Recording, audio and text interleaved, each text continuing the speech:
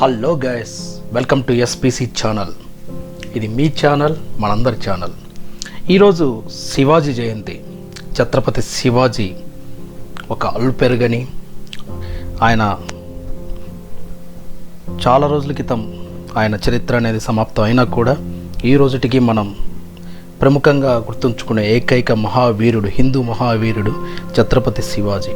ఆ పేరు వింటేనే పులకరింత అనేది మనందరికీ వస్తుంది. కాబట్టి ఆయన గురించి ఈరోజు కొంచెం తెలుసుకుందాం. ఇది మనకి, మన పిల్లలకి, అందరికీ కొంచెం అసలు ఆయన ఎవరు ఏంటి అనేది తెలుసుకోవడానికి ఉపయోగపడుతుంది. ఈరోజు ఫిబ్రవరి 19 శివాజీ జయంతి.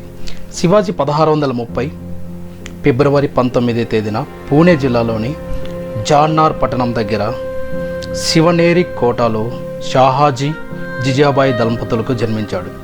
శివాజీ ముందు పుట్టిన అందరూ మృతి చెందగా ఆమె పూజించే దేవత అయినటువంటి శివై పార్వతి అనే పేరు శివాజీకి పెట్టింది.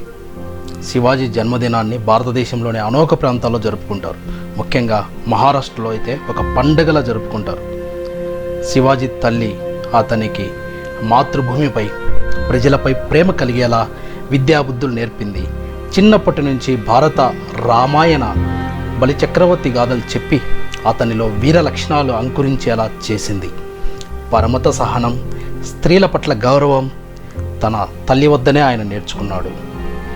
తన తండ్రి పొందిన పరాజయాలను క్షుణ్ణంగా అధ్యయనం చేసి అనతి కాలంలోనే శివాజీ యుద్ధ తంత్రాలలో నిష్ణాతుడయ్యాడు. సకల విద్యలు తెలుసుకున్న శివాజీ మరాఠా సామ్రాజ్య స్థాపన లక్ష్యంగా తన వ్యూహాలు మొదలుపెట్టాడు. శివాజీ భవానీదేవి భక్తుడు.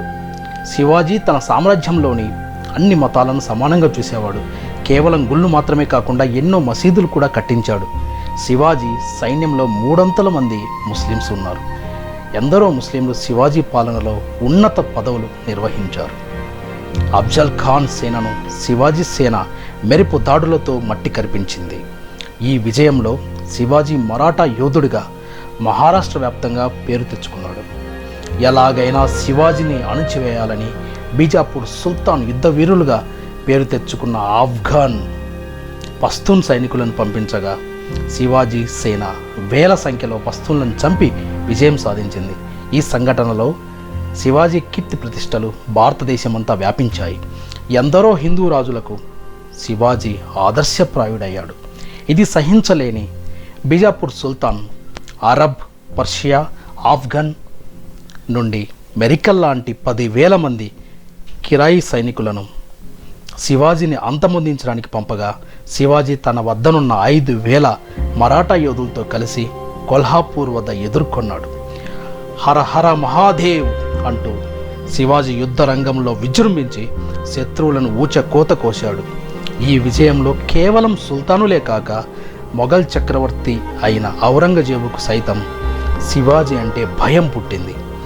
జూన్ 6, 1674న రాయగఢ్ కోటలో వేద పట్టణాల మధ్య శివాజీని క్షత్రియ రాజులందరికీ అధిపతిగా కీర్తిస్తూ ఛత్రపతి అనే బిరుదును ప్రదానం చేశారు. కొన్నాళ్లకు 50,000 మంది బలగంతో దక్షిణ రాష్ట్రాల దండయాత్ర చేసి వేలూర్, గింగిలను సొంతం చేసుకున్నాడు.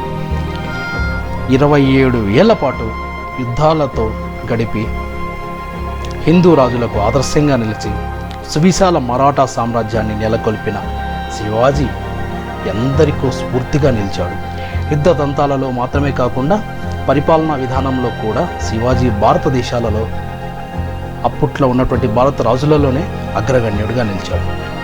మంత్రిమండలి, విదేశాంగ విధానం, పటిష్టమైన గూఢాచార వ్యవస్థ ఏర్పాటు చేసుకున్నాడు. ప్రజల కోసమే ప్రభు అన్న సూత్రం పాటించి వ్యక్తిగత విలాసాలకు ఎటువంటి వ్యయం చేయక ప్రజల సంక్షేమం కోసమే పాటుపడ్డాడు. శివాజీ లెక్కలేనని యుద్ధాలు చేసినా ఎప్పుడు పవిత్ర స్థలాలను ధ్వంసం చేయలేదు. యుద్ధంలో ఓడిపోయిన శత్రువుల రాజ్యంలో ఉన్న యుద్ధం చేయలేని వారికి, స్త్రీలకు, పసివారికి సహాయం చేశాడు. ఓసారి శివాజీ సైనికాధికారి ఒక చిన్న ముస్లిం రాజును ఓడించి అతడి అందమైన కోడలును తీసుకొచ్చి శివాజీ ముందు ప్రవేశపెట్టాడు. శివాజీ ఆమెను తల్లిలా గౌరవించి కానుకలతో తిరిగి ఆమె రాజ్యానికి ఆమెను పంపించాడు. శివాజీ లౌకిక పాలకుడు. శివాజీ అన్ని మతాలకు అనుకూలంగా ఉండి అన్ని మతాల ప్రజలను బాగా చూసుకునేవాడు. ముస్లింలకు వ్యతిరేకంగా అనేక తిరుగుబాట్లు చేసినప్పటికీ కూడా ఆయన పాలనలో ముస్లింలు తగిన విధంగా గౌరవం పొందారు. నిస్వార్థంగా ప్రజలకు సేవ చేయటం, శివాజీ తాను చేస్తున్న పని పట్ల అంకిత భావం, మచ్చలేని వ్యక్తిత్వం ఆయన అనుచరులకు, భారతదేశ ప్రజలకు కూడా ఆదర్శమయ్యాయి. భారతదేశాన్ని ఎందరో రాజులు పాలించినప్పటికీ ఈ లక్షణాలే శివాజీని గొప్ప రాజుగా భారతదేశ చరిత్రలో సువర్ణ అధ్యాయాలతో లిఖించబడి చరిత్రలో ఆయన నిలబెట్టాయి. ఇది గైస్, ఈరోజు మనము మన హిందూ హృదయ సామ్రాట్ అయినటువంటి శివాజీ ఎవరు ఏంటి అనేది మనం తెలుసుకున్నాం. మన పిల్లలకు కూడా చెప్దాము. నేటి తరాలకు, రాబోయే తరాలకు కూడా ఈ యొక్క చరిత్రను, శివాజీ చరిత్రను ఒక సంపదగా అందిద్దాము. Thank you guys. ఇలాంటి ఎన్నో వీడియోలు ముందు చేయడానికి మీ సహకారం కావాలి. కాబట్టి ఎక్కువ మందికి షేర్ చేయండి, సబ్స్క్రైబ్ చేయండి, లైక్ చేయండి. Thank you guys. Thank you.